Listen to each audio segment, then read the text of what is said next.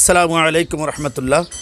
অত্যন্ত দুঃখের সাথে জানাচ্ছি যে ইসলামী আন্দোলন বাংলাদেশ এর প্রতিষ্ঠাতা আমির সৈয়দ ফজলুল করিম রহমতুল্লাহ আলাইয়ের আদর্শের সৈনিক, ইসলামী আন্দোলন বাংলাদেশ পরিবারের অন্যতম কর্মী, কেন্দ্রীয় দায়িত্বশীল ঢাকা মহানগর দক্ষিণের সাংগঠনিক জনাব সৈয়দ বেলায়েত হোসেন গতকাল ইসলামী আন্দোলন বাংলাদেশ এর কার্যক্রম চলাকালীন অবস্থায় অসুস্থতার মাধ্যমে বিকেলবেলা ইন্তেকাল করেন। ইন্না লিল্লাহি ওয়া ইন্না ইলাইহি রাজিউন।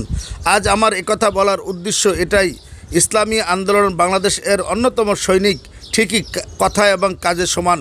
ইসলামী আন্দোলন বাংলাদেশের কার্যক্রম তথা ইসলামী হুকুমত কায়েমের কার্যক্রম চলাকালীনই তিনি অসুস্থ হয়েছেন।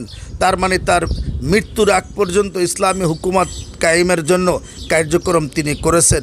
আজ অত্যন্ত দুঃখ আমাদের ভিতরে, তার মতন একজন রাজপথের লড়াকু ইসলামী হুকুমতের সৈনিক আমাদের মাঝ থেকে বিদায় নিয়ে গেছেন।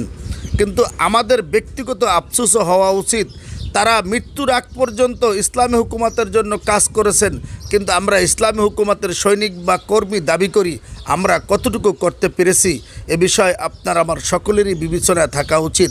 আল্লাহ তাআলা তাকে জান্নাতের উচ্চ মাকাম দান করুক এবং আমাদেরকে দ্বীনের সঠিক খাদেম হওয়ার মতন তৌফিক দান করুক।